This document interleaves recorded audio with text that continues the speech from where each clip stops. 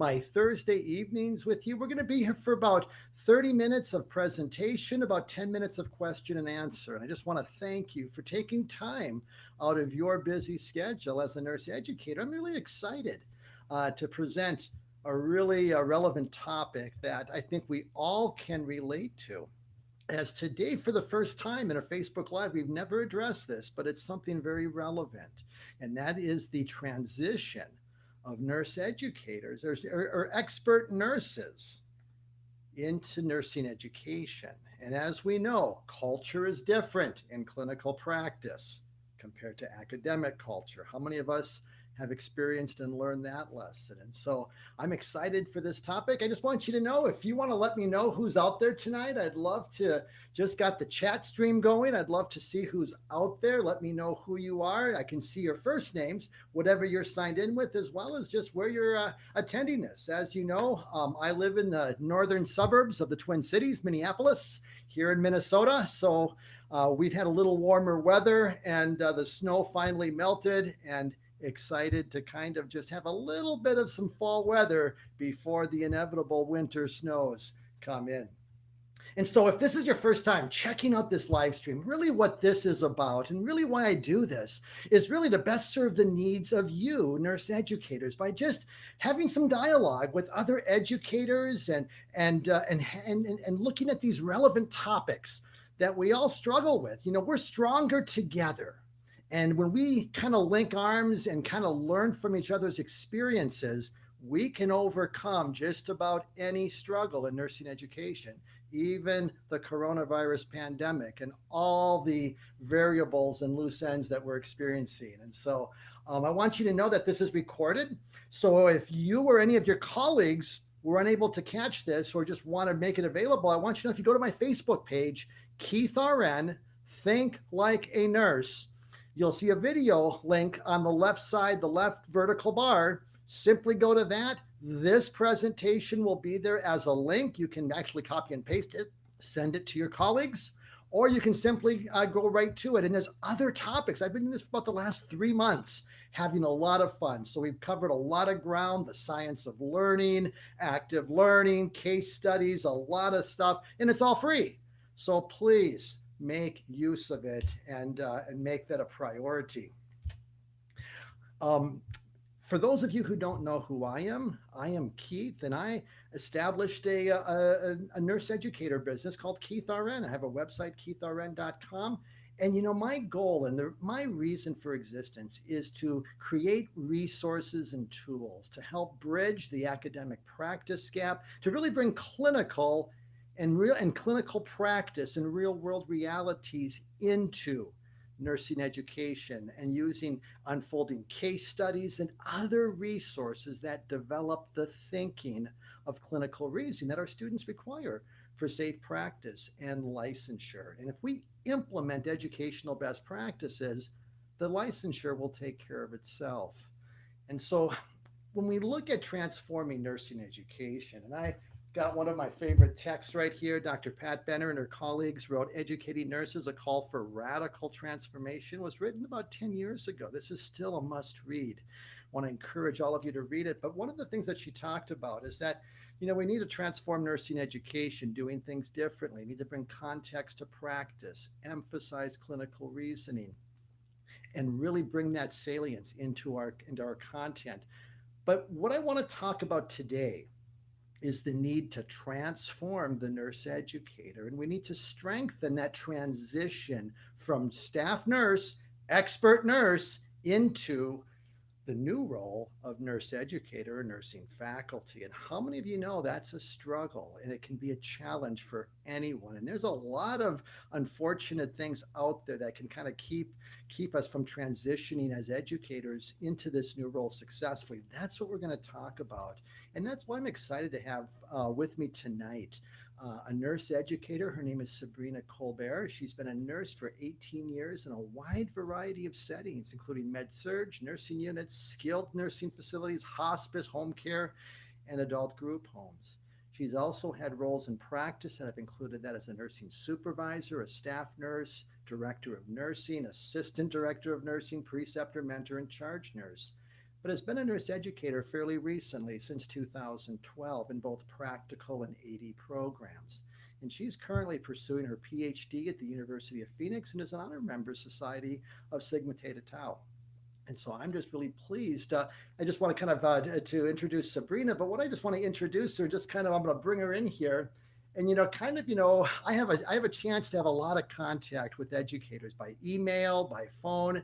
And when Sabrina emailed me and wanted to post permission for her study, for her dissertation on the lived experiences of expert nurses transitioning to academic practice, I knew that she had something to share. And so that led to a conversation, and she's willing to join me tonight. And I just want to welcome Sabrina and thank you for joining us tonight. You're welcome. Nice to be here. Awesome. So pleasure. When you look at nursing, Sabrina, I want you to kind of, all of us have got a story. We all have a journey in nursing and in nursing education. But when you look at your journey, your why, as a nurse, what interested you in nursing and then to go that next step and to pursue nursing education? Well, what interests me in nursing, it started as a young child, a young adult. I lived in like a violent neighborhood. So particularly, I went to a grocery store with my brother, and a man was shot after he left out the grocery store. And I just remember him falling to the ground and grabbing my ankle and crying and asking for help. So me being a child, I couldn't help him. I felt hopeless, helpless, fearful, scared, and wanted to go home. So I had decided, like later on, maybe in my early 20s, living that type of environment, hearing about it, family members still living that environment. What could I do besides feeling hopeless, helpless, and fearless? How can I help injured people? How can I help sick people, aged people, disabled people? So I said, well, let me go to school and be an RN. But prior to that, I started as STNA to make sure this is something I really wanted to do. Mhm. And then I started to know about medication. So I went for a pharmacy technician. Then I went to school for RN because I want to be and feel honor should be well rounded. Okay. So that's what got me into the field of nursing. And, Um, and so then where did that transition? And you did a lot of roles. I mean, you've done a lot of roles within nursing practice. And so you've kind of yeah. moved around and I'm sure you've learned a ton. But in all of that journey, what kind of was the spark that kind of after several years, you kind of wanted to make that transition to nursing education? Well, may want to make that transition to nursing education because I realized that I didn't know what I thought I knew. They can teach you so much in nursing school, and I felt when as my page was more complex, they had a lot of chronic conditions. I just didn't feel I had the experience so far as doing the skills, doing treatments, passing medication, but I felt I need some additional knowledge. So I Mhm, decided to go to school for my bachelor's. mhm, And then when I went to school for my bachelor's, okay, now I got more skills.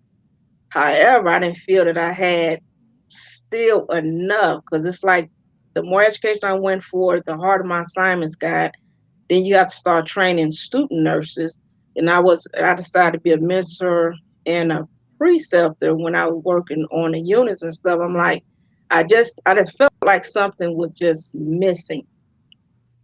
And it was the educational level. I learned a lot of skill, but so far as how to manage, how to teach patients and the family caregivers and students and stuff. And it just, I just feel I want to be able to teach other nurses things I haven't learned when I was in nursing school. I didn't have no mentor, nobody for me to go to, nobody informed me to go to.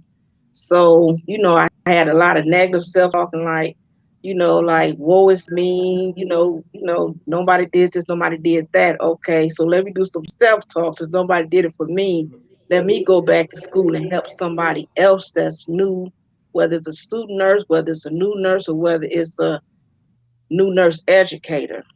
mhm. So I just feel nurses should always try to go to school, take courses, take class. I know it's expensive, but the nursing evolution just constantly changing every day in technology.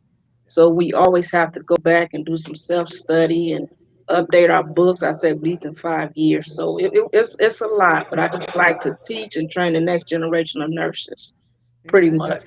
it kind of sounds like what you're saying, and Sabrina, I think it's true, and it resonates with a lot of us as educators. Is that you enjoyed serving and caring for patients, but Hmm. now it's like you recognize that you really enjoy and want and desire to serve and care for students and the next Yes, generation, and to prepare them correct, well for correct. real world practice. Yes. And so, what Yes. and so, what was your first position in nursing education? So, as you kind of made that, how did you kind of make that first step? What did that look like?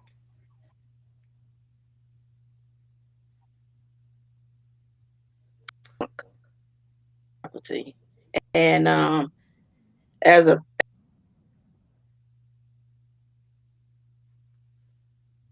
interview, they told me you're going to have a mentor for a year. You're going to have some general orientation. You're going to have a specific, adjunct orientation from an expert nurse, or at least nurse that been there in the program, nursing program for a while, and the LPN and RN just kind of gets around about, full educational experience in case you want to move on and do something different in the educational field. In the college I was teaching at, was community college at the time. However, none of that happened. None of that happened. I didn't have education so far as teaching. And I'm gonna look at my notes here because I want to be real specific, help somebody else and let them know, the true struggles I had, and I'm quite sure other people will probably relate to me. Well, So, what was your educational background, Sabrina? Did you have your master's at that time, oh or what was your? yes, I have my bachelor's and my master's. Okay, so When your I master's first in got my, was your yes, in master's in nursing. nursing education? Yes, Okay, yes, I had that before I applied because where I live, and pretty much anywhere, they want you to have at least a minimum of a master's just to pretty much do clinicals where I'm at. They do take nurses with a bachelor's, when they real short as opposed to master's. So they just prefer, but they will take a bachelor's, working with the primary educator. yeah, Yeah. yeah. And so, what did what was your first, it's not rainbows and butterflies, is it, Sabrina? And I think it's important to kind of get a sense of that. Dr. Michelle Kath here had a great comment. She says, how do we remove, I'll throw it on the board here. How do we remove the stigma about how easy teaching or educating is, and how untrue that is? That sometimes there's almost like this I would Mm. call it kind of a false that education is easier than practice, and sometimes we just kind Yes. of look at that as maybe a secondary path. That's really what I want to do, get my summers off, and it's just all this. And it's like, it's really a harder path, Sabrina. My experience in nursing education is that in clinical practice, I worked ERICU in a large metro Mm. hospital. And, I thought that, that's high stress, but I thought nursing education demanded more of me Yes, emotionally, as a person, of my time to do it definitely. well. What was your Yes, I experience? And agree. how would you add or subtract from that? Well, I definitely agree 100% with what the doctor said and what you said too, Dr. Keith. I just thought, would it be, I ain't gonna say easier, but the transition a little more easy teaching as opposed to doing bedside nursing. But I actually think it's harder, to do nursing education. So if Um, it's harder, Sabrina, this is the question.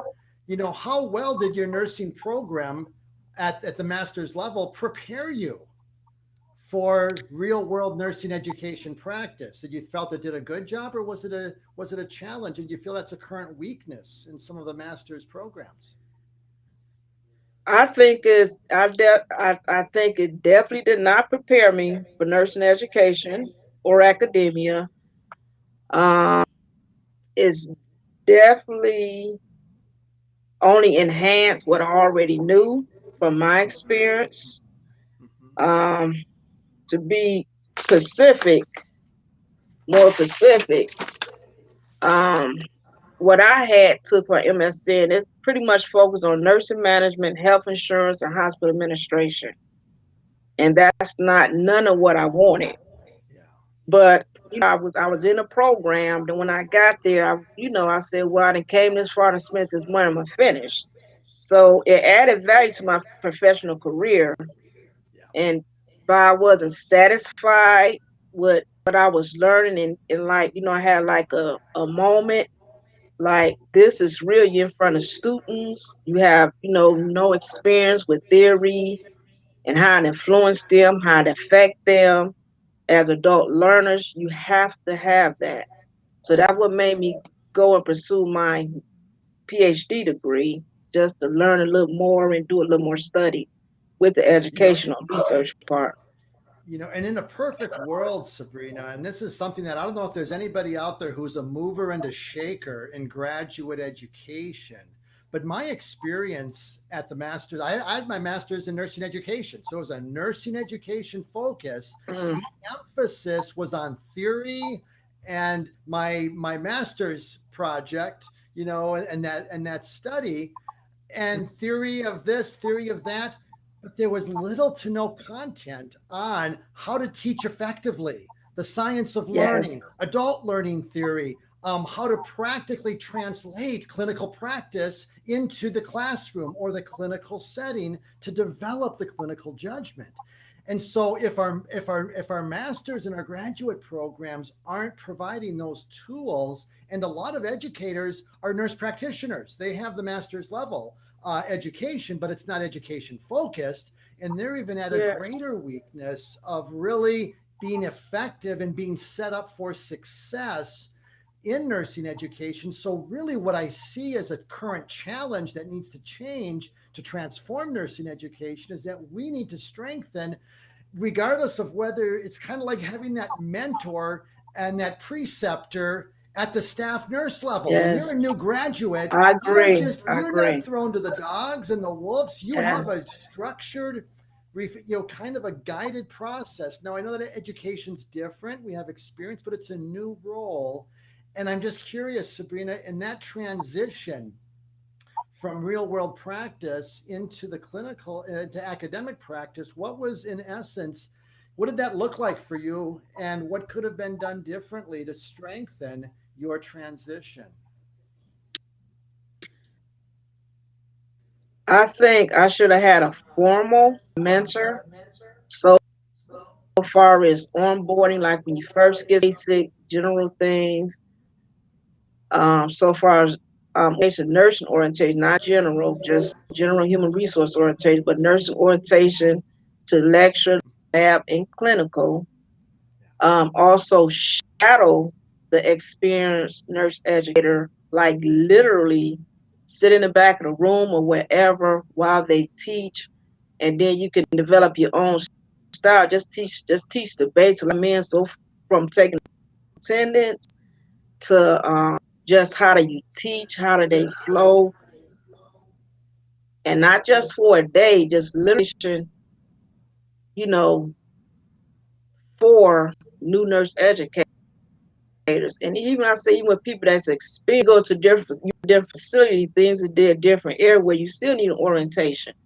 May not Yeah, be as long as a new nurse educator, yeah, but you still need, I think, educate. You need to have instant feedback, whether you're doing bad from whoever you reporting to, whether it's associate dean, the nursing program coordinator. You need that instant feedback because I don't want to feedback at semester or find out everything wrong. I need to know right away so I can change yeah. my behavior, and also the best was for the students as well as for the nursing program.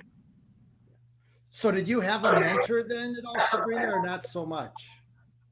Never had a mentor from being an RN to this day. No. And when I look back at my journey, Sabrina, I was a brand new educator. I was passionate to teach. I mean, I really wanted and Mm. loved to teach. And I went into into that first role. I had an assigned faculty, but they were so busy. So and I think in education, it's the tyranny of the urgent rules. We are Yes. constantly Yes. so busy that this Yes.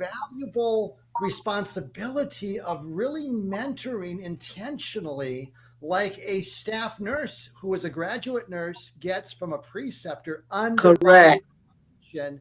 It's I like we agree. almost need to make time for in our credit load that we have got to spend time, and we've got to give a credit load of some kind of proportion to faculty who are going to be mentors, because you can't just wing it. And you know what, I don't know about you, I but i agree. i slowly began to sink.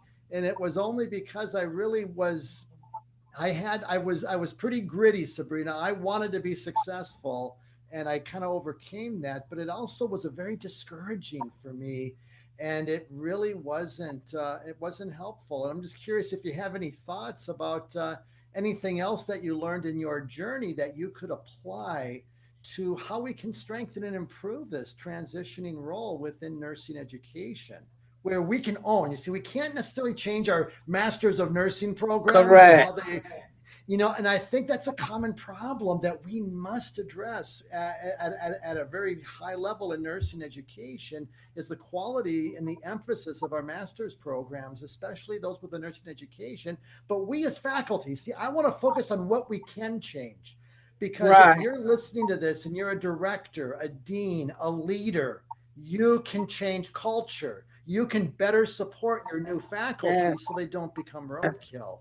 So if you were to give Yeah. any advice, Sabrina, to a director or a leader to strengthen that transition, that mentoring program, how could we do that?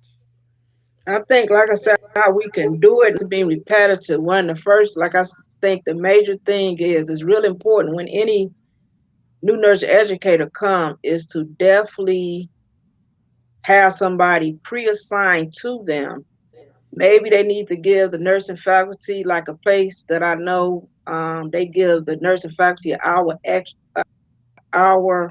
I'm sorry, they give them $1 more per hour They get a little bit of just a to little bonus. There's a little incentive. write a little. I think that'll help. You still be busy and bogged down, but it just help at least for their time.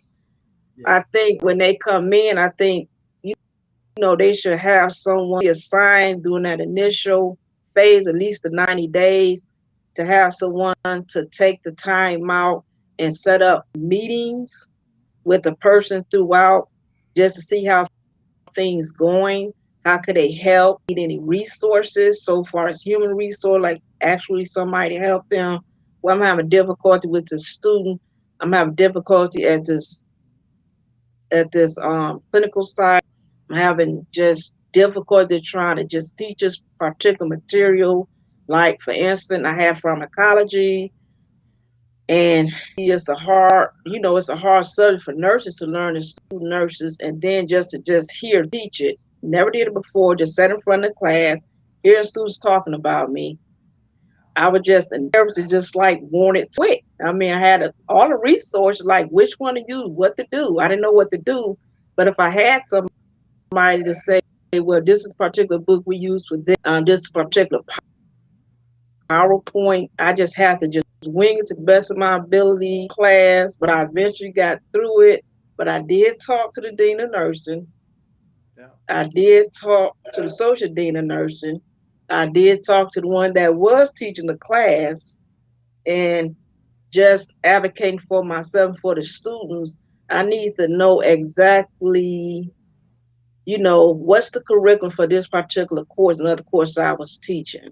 I never, I'm a new nurse educator. I need a mentor, whether it's formally or I need to have time to talk to somebody how class went, questions come up, just a little time, at least a weekly meeting, something, and so they took some of that advice, not all of it. So that's what helped me not to like literally quit and just drown. Yeah. Yeah. And there's been a lot of comments, Sabrina. So a lot of people, this kind of resonates with a lot Oh, of educators.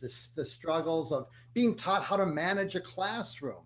What that's do you true. do when students are uncivil or are talking or are Oh, distracting yes.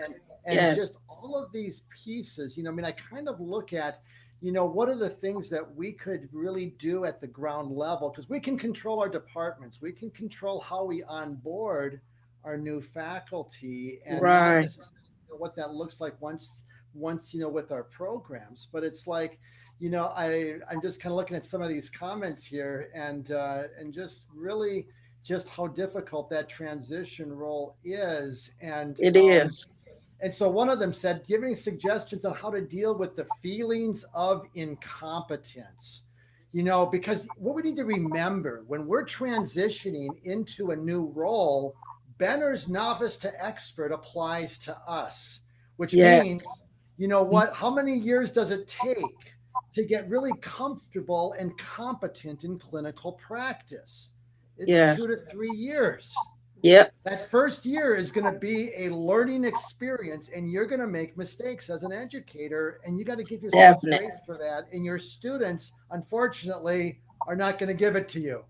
You've got to get it from your faculty and That's true. yourself. So That's true. but did you struggle with feelings of incompetence, Sabrina? Just like I'm a poser, I don't know what I'm doing, I'm doing my best, Yes. I really am a good nurse, but I really am struggling with education.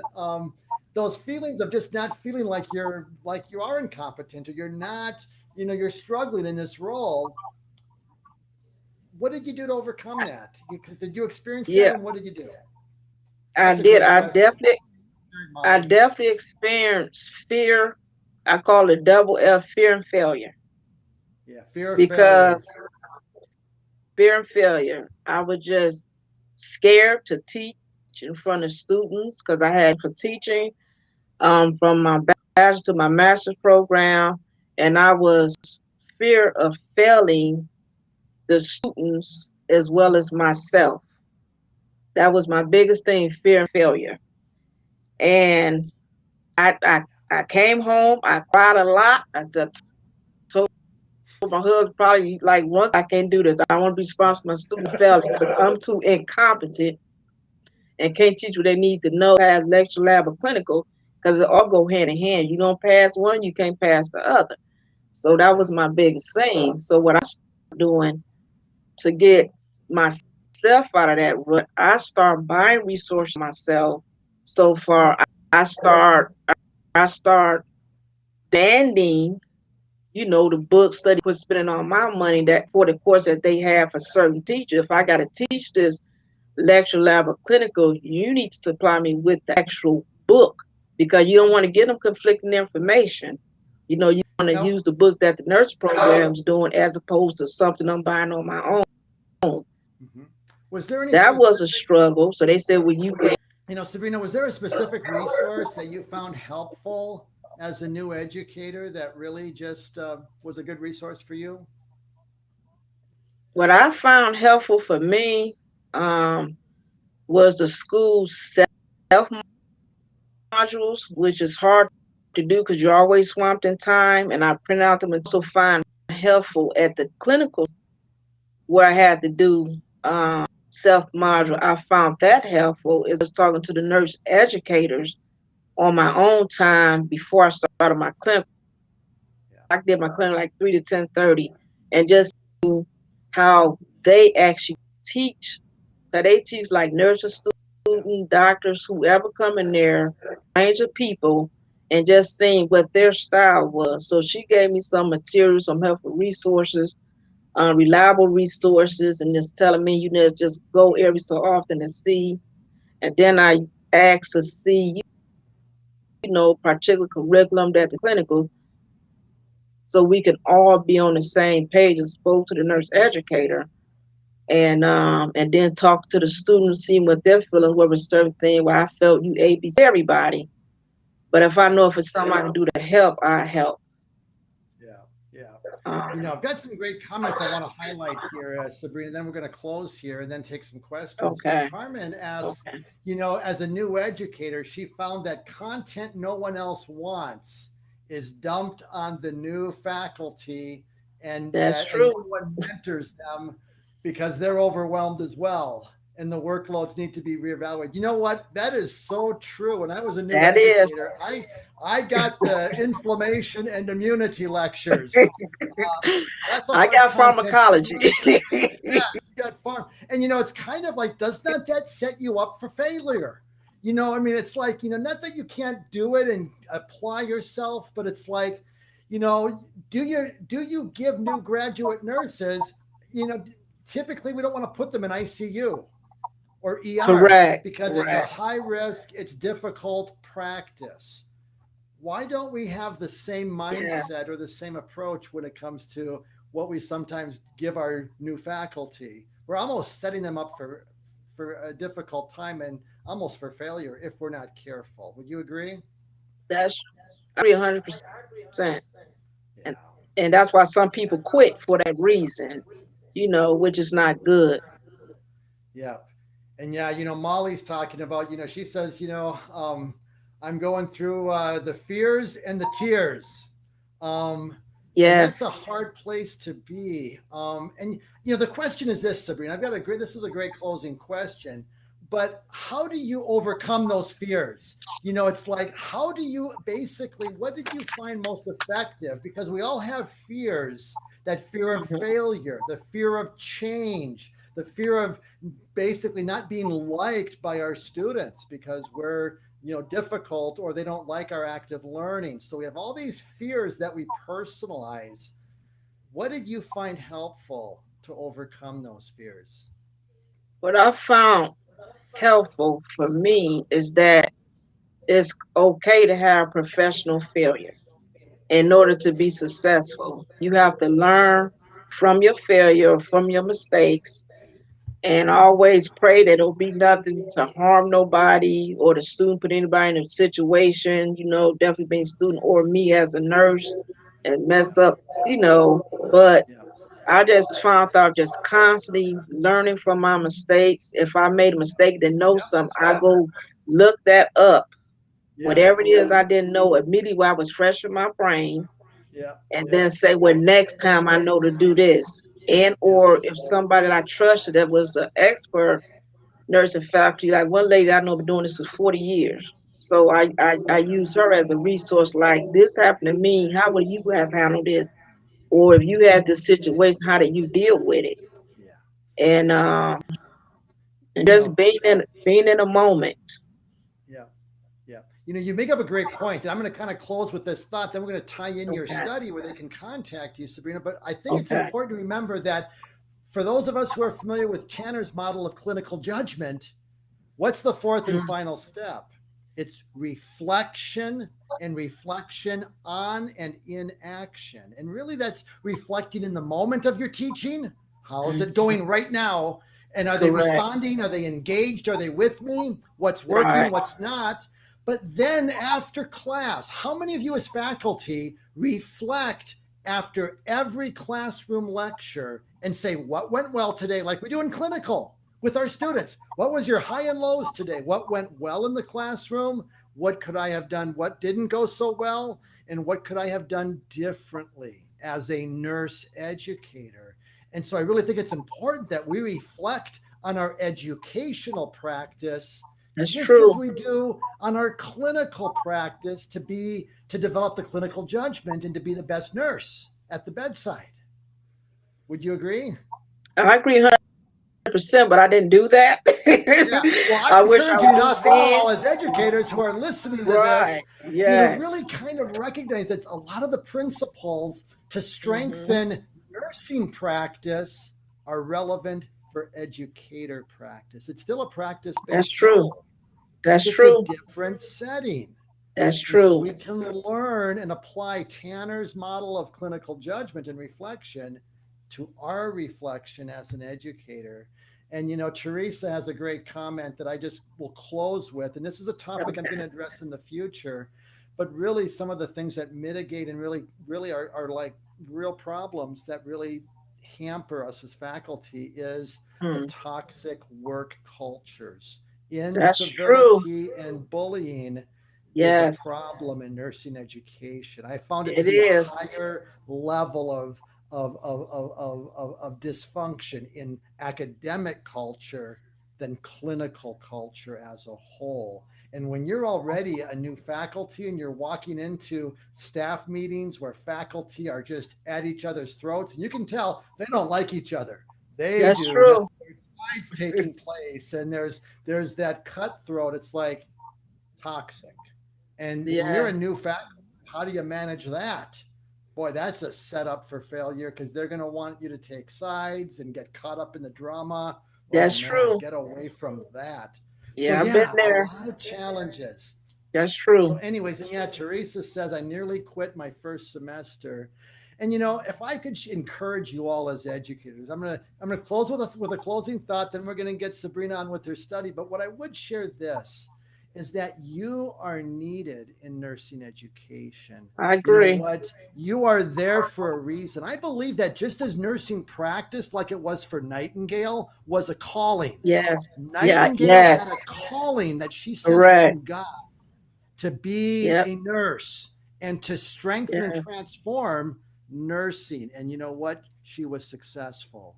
Where would we be today Yes. without Nightingale if she threw in the towel or didn't sense that That's same true. calling? She would have walked That's away. true.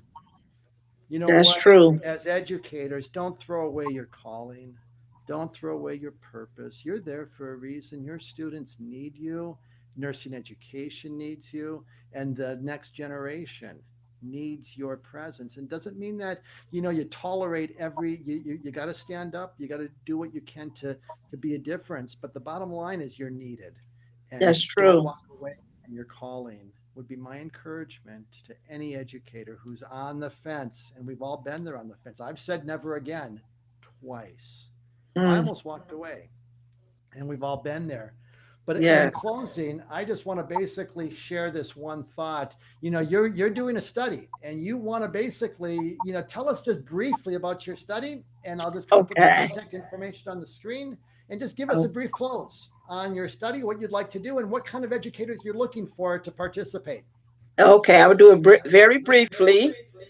I'm recruiting individuals to describe their lived experience transitioning from an expert clinical nurse to a nurse educator, a new nurse educator, be specifically. The Okay. study would include a sample of 10 to 15 new nurse faculty. To be for this study, you have to be a new nursing faculty with 2 or less years teaching experience, be at least 24 years of age, and speak English fluently. Research study will contribute to understanding expert nurse clinician transitioning to new nursing faculty roles. And if you question regarding research, I can provide my. Awesome. Awesome. And I do have her email on the screen. So if there's any faculty who would like the chance, this is a qualitative study where Sabrina's going to interview you. I don't know if it's going to be over phone or video conference. You'll find out, just email her, but you'll get a chance to share your story and your journey. And this is Yes, powerful research. This is some needed research. And yes, I would love to see some faculty who are attending this live stream to be willing to be a part of that. I certainly don't have to, but if you're kind of sense that you'd like to share that journey, so you can kind of address the problems, and hopefully we can be part of the solution, because that's what I'm about. That's what Sabrina's about. We can yes. talk about all the dark side, but you know what? Let's That's walk true. and let's be change agents like Nightingale. That's my passion Yes, and my desire. I agree. So Sabrina, thank you so much. Well I'm just going to go said. off. I'm just Yeah, thank you, man. I'm going to just go off here. I'm just Thank going to you. kind of close here with a few thoughts, and then we'll take some questions for those who may have them. Um, what I do want to share in closing, and just a couple thoughts. Number one, I want to highlight 3 points. Novice to expert applies to you. So give yourself grace. Give yourself 2 to 3 years. If you're a new educator, give yourself that time. Secondly, get a mentor. Now, you're looking at faculty and they're busy, but you know what? develop that relationship and learn from their experience and their, as much as you're able. And, I know that, that can be limited, but I got some options for written mentors. You can have a written mentor, and that's books. Pat Benner, she's a mentor to me, whether she realizes it or not. When I was a new educator, Educating Nurses, A Call for Radical Transformation. This is a powerful book that will provide knowledge to transition successfully, really developing the thinking of reasoning. Another book, Billings, Teaching in Nursing, a guide for faculty. This is a Bible used in many master's programs, a little bit academic, but good content that really kind of lays the lay of the land across nursing education. So this is a very helpful resource. A final resource is one that I wrote about 3 years ago called Teach Students to Think Like a Nurse. And this resource really just takes a lot of the things that I developed over the years, taking Benner's work, Tanner's work, and just ways that we can strengthen nursing education very practically with tools and resources. And so that's available on my website, KeithRN, and just want you to know that it's available to you. I also have a nurse educator membership that has, it's thinklikeanurse.co. I'll pop that on the screen. I happen to have a wide variety of faculty development webinars, as well as the ebook and the audiobook of Teach at no additional cost. And so I've got resources inside the membership, not only webinars that I presented across the country at conferences, but also some very practical tools to help bring that meaningful active learning and bring that into your classroom. And so I just want you to know that that's available to you or your department at a departmental level membership. And so as we look at today's conversation, what was your big takeaway tonight? I'd love to get some of your feedback. I love so many of the comments here. Thank you so much for sharing. But the bottom line is that what was your takeaway, and what questions or comments do you have to improve the transition of expert nurses who are passionate to real world academic practice? And so I'm going to look at some of these closing thoughts here, and Sabrina will pull you in here and get your feedback in closing. And Molly says, I think I need to get your book. And, Molly, it's on my website, KeithRN.com. And if you put in the coupon code KeithRN20, you can get 20% off. So put it to use. Bottom line is that, have you heard about the imposter syndrome? I haven't, but Sabrina, have you, or do you know anything about that? I almost have to Google it, but is it? Oh, no, I have to look that up too. Okay. Well, Delia, I don't know anything about that, but it sounds kind of, as it relates to basically just kind of that poser that, I think sometimes what we need to, if I could give another pearl of the imposter, we as faculty need to have a clarity of our identity. What defines my value and worth as a person and as an educator? Is it your students, or is it basically other faculty who are colleagues, or is it even your faith and knowing what God thinks, that you are not a failure? And I think sometimes we need to look outside of ourselves to get our true identity, because what we do doesn't define us. Our education and our being an educator doesn't define us. And I think we can overcome a lot of fears if we're really confident of our value in who we are. And I believe that as a Christian, my identity is as secure as a child of God. Nothing's going to change that in this lifetime. Not a student. That's my belief. Not a, nothing. And so I'm thankful for that. But we have a comment here. Susan has this. Susan says, I'm a clinical instructor. Do I qualify to be a part of the study? What's your answer to that? As a clinical lab. So that would clinical lab or lecture, yes. Excellent. So Susan, get that email. I'll pop that email back on, and you know what? You go ahead and email Sabrina. She'd love. Do you need participants? We need to finish our dissertation, and we got to have that study, don't we, Sabrina? But it's going to be great. Yes. Yes. And yes, Carmen says, will this be recorded and posted? I'm in clinical and have to go back. And yes, Carmen, you won't. This is on KeithRN, Think Like a Nurse, on my Facebook page for Keith RN. and it's there on the video link. So please be sure to check that out. And so yeah, I'm glad to see that. Molly says, "Give yourself grace. This is hard for everyone. Even our students. Are That's we not true. like our students? We're so hard That's on true. ourselves. Our That's students are true. so hard on themselves. We got to Yes, lighten up just a little bit and give ourselves grace to fail.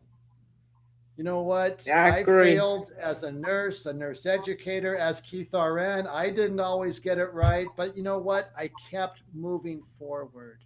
I got myself, Correct. pulled myself up. Not easy some days, but you know what? That's where we need to be clear of our true identity and who and what defines us. Um, so, anyways, yeah, Teresa just basically imposter syndrome, in which an individual doubts their skills and talents and being exposed as a fraud. You know what I really want to give clarity though, Sabrina, would you agree that sometimes we have voices from our childhood and growing up that kind of haunt us Mm. as adults that we need to put an end to? I gotta address it and acknowledge it first. Yes, I You know agree. what? We live in a fallen world and we're all Mm. wounded and we're all at varying places. We're kind of messy. And you know what? We need to allow that those things that what other people thought of us, things in childhood, they're very real, but also there's That's true. healing and there's restoration. So we can kind That's of true. get a sense of what's true because there's the voice of truth and there's a lie. When we That's are true. clear about the truth, we can put that lie and say that I have a thought, doesn't mean it's true. We can choose what we're going to listen to, just like we do That's with our true. students. Who you know which ones That's are very legit true. and which ones are just blowing smoke and drama. We know the difference. So yeah, thank you for sharing that, Molly and Teresa. Great insight. And so, anyways, um, I don't see any other questions coming through. Sabrina, it has been a pleasure to have you here. Thank you for Yes, they sharing your have. journey, your study. And again, reach out to Sabrina if you just even there's no obligation. She's not going to loop you in. You definitely have that Right. idea. And so, I'm gonna post a anyways, I'm gonna post a flyer tomorrow okay, on the sometime Facebook on group, things like on the your Facebook yes. group. Yeah, I'll And with the post it Facebook tomorrow. group that Sabrina is referring to is my other group that I'm an admin for, which is Teachers Transforming Nursing Education. And that's a closed group. You need to be an educator. If you're not a member of that, boy, be part of that. It's a great community that supports, cares, and you'll Yes. have Yeah, literally dozens of responses to any question you have as an that's educator. true. So proud of this group. So hang in there. Join an educator group to get network ideas. You know what, Dr. Kath, that Facebook group is something available to any educator. So you know what, whether you're attending this live stream, get the word out. Teachers Transforming Nursing Education. It's really a powerful, supportive, caring community. They share documents, files, case studies, handouts. Yes. There's an incredible amount of documents you can just download and play with that they just make available because they care and want to support you and support other educators around the world. It's amazing. 6,500 plus that are a part of that community. So I'm really, really happy about that. And they're part of the needed change. So, anyways, blessings to you all. I would close with this final thought. As an expert nurse, you are needed in nursing education because you have the Yes. current lens of practice. You see, you Yes. beat yourself up and say, well, I'm not an expert educator. You're an expert nurse. And you That's need true. to remember that you're bringing real world practice and real world realities into education. You're needed, by the way, more, just as much, if not more so, than seasoned faculty who may not be current because you've so value your currency. Don't beat that is a diamond. That's gold, not fool's gold. It's the real deal. Your I clinical agree. currency is priceless. I So own agree. it and own your Yes. excellence. And I want to Yes. thank you all for coming. We'll be back next week. I don't know who we'll have, but I'll send out those emails and blessings to your week. Stay in touch. If you have any questions or if you have a concern that you're just struggling and maybe want to just talk, you know what? I got an email address, just Keith at keithrn.com. It's my passion to serve your needs in nursing education. If you have something you want to talk or just touch base on, I will do all I can to serve and help you any way I can. So blessings to you all. Sabrina, have a great night. Thank you so much for coming Thank on. you, Dr. And Keith. continue on that Yes. journey, girl. Don't let anybody derail Will. I your keep I your keep ride. posted. All right. Thank Blessings, man. you. Take care. Have a Bye good night. bye. Yeah, You bye. too.